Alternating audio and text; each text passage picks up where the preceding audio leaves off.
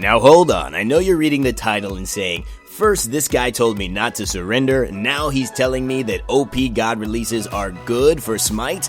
What's next? He's gonna tell me Donald Trump actually likes Mexican people? Okay, maybe we shouldn't get into politics here. Now, I didn't just wake up in the morning and say, hey, this would be a funny video, let me just make this up. I actually spent a lot of time thinking about this after noticing several trends and effects after some of the more prominent God releases being overpowered, and I want to share my thoughts and opinions on this subject with you all. Now, I don't expect everyone to agree with me, there will always be different opinions in the world, but I do expect that if you watch this video to the end, your mind will be expanded about this topic and you'll be thinking about things you didn't really ever notice before. Let's get started, shall we? Now, what I mean by an OP God release is that their abilities do way too much damage, they're clearly overpowered, and whenever you see them on the enemy team, you start to cry a little. Now, for this video, I'll be using the example of the Soul release quite often, which was the most overpowered God release I've experienced in recent memory. I mean, the girl was taking down towers in less than 2 minutes, what the hell? But the other interesting thing about Soul that seemed very overpowered was her actual kit. The fact that her number 3 allowed her to not only gain a Fatalis effect while attacking, but then turned her completely untargetable and incorporeal for several seconds, giving her a ridiculous combination of damage and safety in people's eyes. I remember seeing Soul's patch notes and thinking this was the second coming of Christ. This girl looked amazing. I could not wait to play her, and that leads me to my number 1 reason why OP God releases are good for SMITE, and that is they create hype. Now, I'm sorry, if a new god was released and he was called Floppy, the flappy noodle god of the Hindu pantheon, and his first ability was to throw a wet noodle onto an opponent causing 5.5 damage every 10 seconds, you would be like, F6, I'm never playing SMITE again. These are the type of gods that you're putting in the game? Nobody wants to play a god that seems boring or not powerful or that won't provide anything unique to the game. And we've seen gods like Nox, who was released with a defense-oriented kit around being a mage that really did not capture people's attention and was really not fun to play. Soul, on the other hand, turned heads. She got people who probably hadn't played SMITE in weeks or maybe even months to get back on the game and try her out.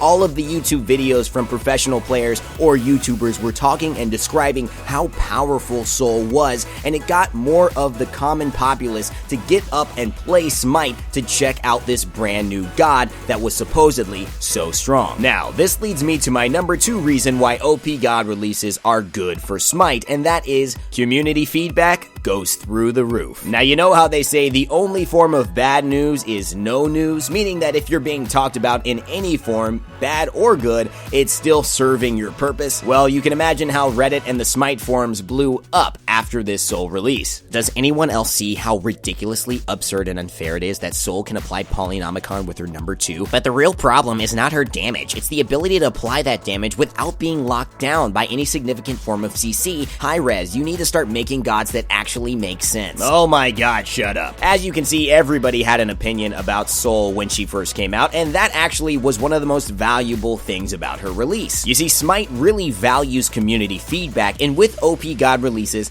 they tend to spark a little bit of interest from those people who may not speak out about some of the more mild-tempered God releases, which results in an inane amount of community feedback to Hirez Studios about suggestions to improve the god, what they like, what they don't like, and overall general feedback about that god's release. When gods like Ravana and Nox were released and were relatively poor, there wasn't as much incentive to go ahead and provide community feedback to Hirez to get those changes happening immediately. It wasn't like Nox and Ravana were taking your towers within 2 minutes. Now, if I was listening to this argument, I might be saying at this point, well, Rain Day, what if Hirez just made balanced gods to start with? Isn't that ideal? Isn't that the goal? Shouldn't it? No.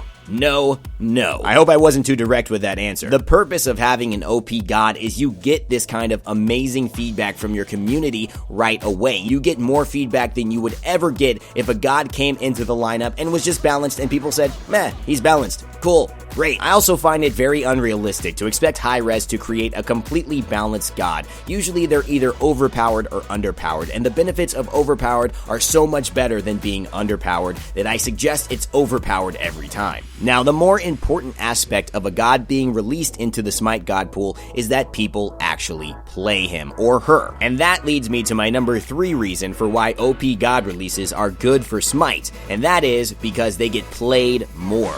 And, more specifically, played by professional players. In the Super Regional, Sol had about a 98% pick ban rate with a 54% win percentage. She was arguably the face of the tournament. She was picked 28 times, and Nox was picked only once, and she lost that game. Now, why did that happen? Let me bring you back to their god releases. When Sol was released, she was an all-powerful god who could heal herself, kill people with one ability, and, oh yeah, become invincible. Alright, I'll take me one of those. When Nox was released, she could throw ravens at people. Oh, and she has candles. Did I mention the candles?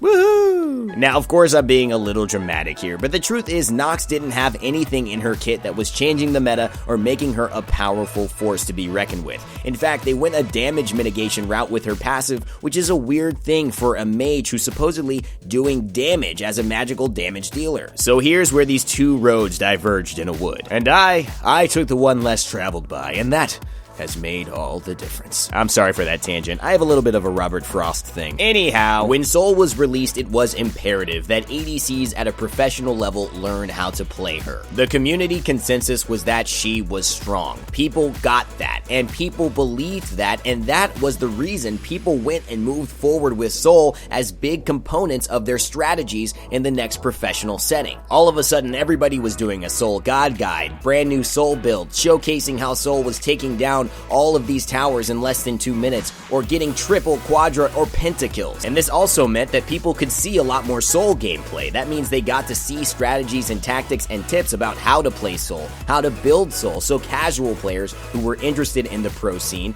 were actually gaining a lot of knowledge about how to use Sol correctly. Now, here's what happened with Nox. As a professional player, you have a limited amount of time in which you can practice gods, or just practice in general. If a god is released and they don't show very much promise at being included in the upcoming meta, or they don't seem to be better than a god you're already familiar with and practicing, then there's no need to put them into your schedule and waste valuable practice hours on them. That means there are no videos of pros playing that god, there aren't more builds coming out about that god, and when casual players watch the pro scene over the weekend or on the weekdays, they never see that god played, so they have no idea how to properly build them, and they have no idea how to properly play them in a professional or at least a competitive environment. But the problem is, even 8 months later, when Nox finally gets a brand new kit, she still isn't included into the professional meta. And that leads me to my number 4 reason, which is first impressions are hard to overcome. You know that friend, the one you have that's the friend of your friend that you don't like. You don't see them all the time, but when you do see them, you're relatively annoyed. Why don't you like that person? Now, if they killed your mother or ran over your dog or something, I get you. But most of the time, you can trace it back to actually a bad first impression. It actually takes about 7 seconds to form an impression of someone. And if that impression is negative, it can actually carry through your entire relationship with that person, or in this case, God. You see, when we see bad gods being released, we immediately think of them in a certain way. They go into this place in our brain that is reserved for gods that suck,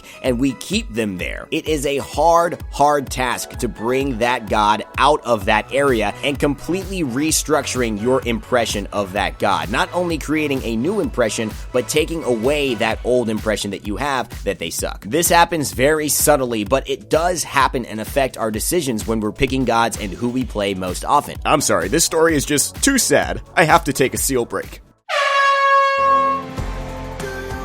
Oh yeah. Break my heart, you sweet chocolate man.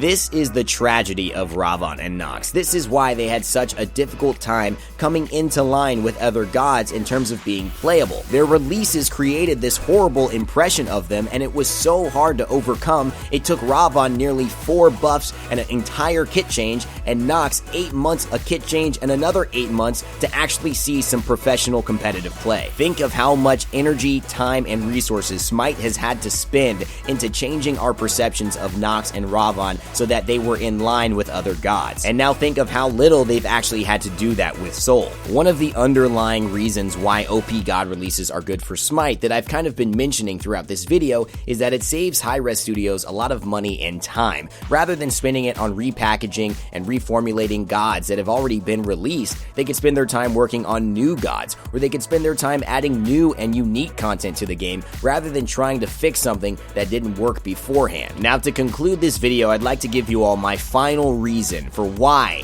OP God releases are good for Smite, and that is, it's just more fun. Now, I get it, being on the other side of an OP god isn't very fun, but come on, don't you love that feeling of being so powerful that your character is just dominating other characters? Isn't that what we play Smite for? Don't we love the snowball? I mean, for me, that's what really encapsulates the reason I play video games. I love having that childlike fun and feeling like I'm stronger than I really am in real life. Personally, I think that's what video games are about, and that's actually why I play Smite. When I first thought of this game that had gods as the characters, I got so excited because gods represent this total power and freedom that, we really don't often have here in our real world.